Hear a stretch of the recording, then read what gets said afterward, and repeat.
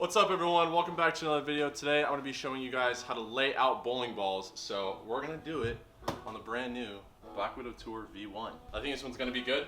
We're going to put the numbers on it and I'm going to show you guys the process. This ball has numbers of 250, dip of 034 with the same intermediate dip of 016.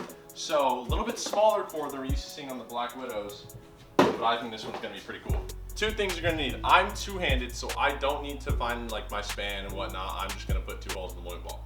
You're gonna need a pencil and a pro set, preferably a grease or a wax pencil. They're just easier to get the markings off. So, first things first, we're gonna wanna find the PSA on the bowling ball, or the mass bias. Now this is only found on asymmetric bowling balls. So if we take a symmetric ball, like this low flare for example. So on the Black Widow Tour, we have the 3rd marking, whereas on the Scorpion low flare, we don't. That's fine. If you're laying out a symmetrical ball, all you have to do is find 6 3/4 from the pin, because that's always gonna be the distance from the pin to the PSA. So it's always gonna be 6 3/4. So if you don't have an asym ball, you'll do this. But we do. So what we're gonna do is draw a line through the pin and the PSA at the same time.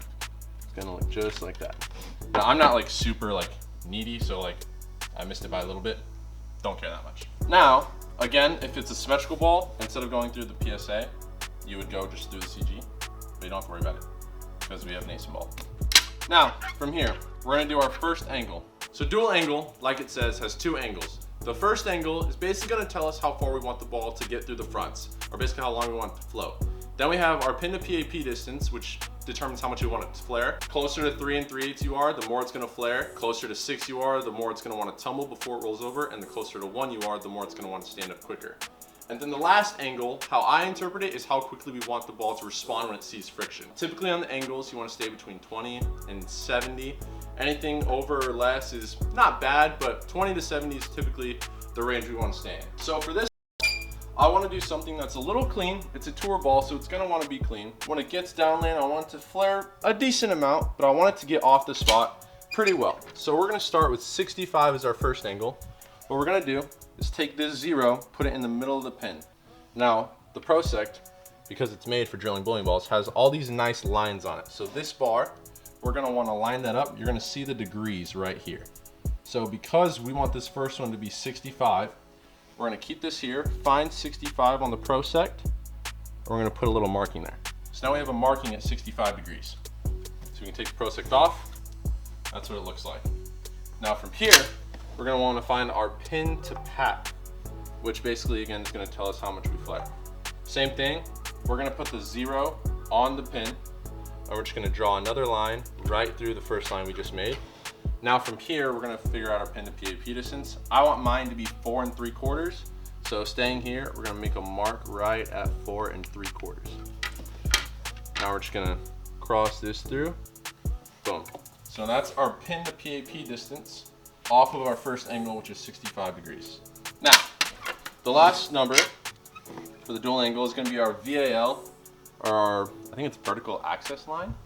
I don't know, something like that. This is gonna tell us how quickly we want it to respond to friction. So now we're gonna take that 0, put it on that line we just made, and the same little bar here is gonna follow that line.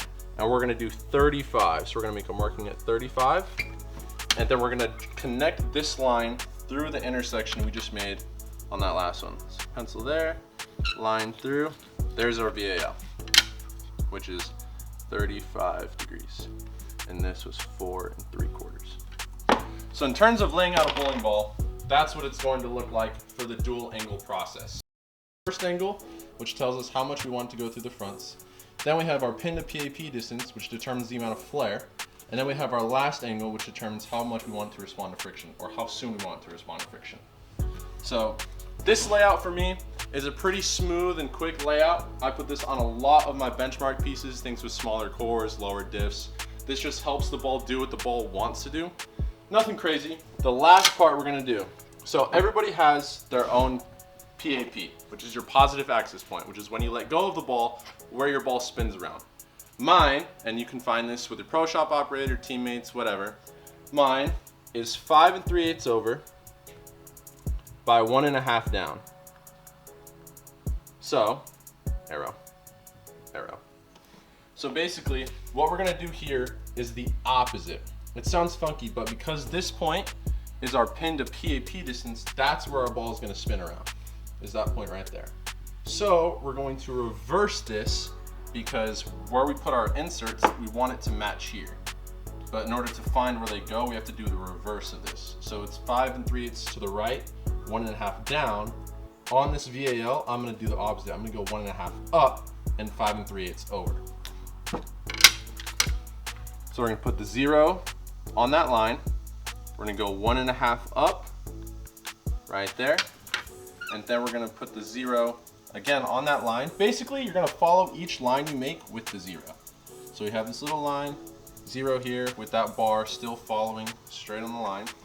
And we're gonna go 5 3/8 over. So we're gonna go all the way over here and make a marking. This prosect is a little dirty, but 5 3/8 is right there. And that is going to be the center of my bridge. Now, if you are one-handed, and clarify, if you are one-handed, this is gonna be the center of your grip. So your ball will this if you are one-handed. Now granted, if you're one-handed, your PAP is gonna look a lot different, so I don't think your ball is gonna look like this. But because I'm two-handed, this is gonna be the center of my bridge. So I'm gonna go ahead and draw my bridge lines, and this kind of depends on who you are, what you want your feel to be like. Like, I don't really care too much, so. And for everyone who knows me, I always mess up on drilling bowling balls pretty often, so this is never fully accurate, but it's gonna look something like this. So now that is where the holes are gonna go. But in the grand scheme of things, laying out a bowling ball, once you do 1 or 2, is not crazy. There's a lot of numbers, but once you figure it out once or twice, you get the hang of it. So we're gonna go ahead and put holes in this, and then we're gonna do a ball video on this pretty soon. So stay tuned. But for now, that's how you drill a ball dual angle. If you guys have any more questions, let me know in the comments, or if you want to see me do a video on 2LS or VLS, let me know. But that's it for this one. Stay tuned for the ball video. See you guys next time. Later!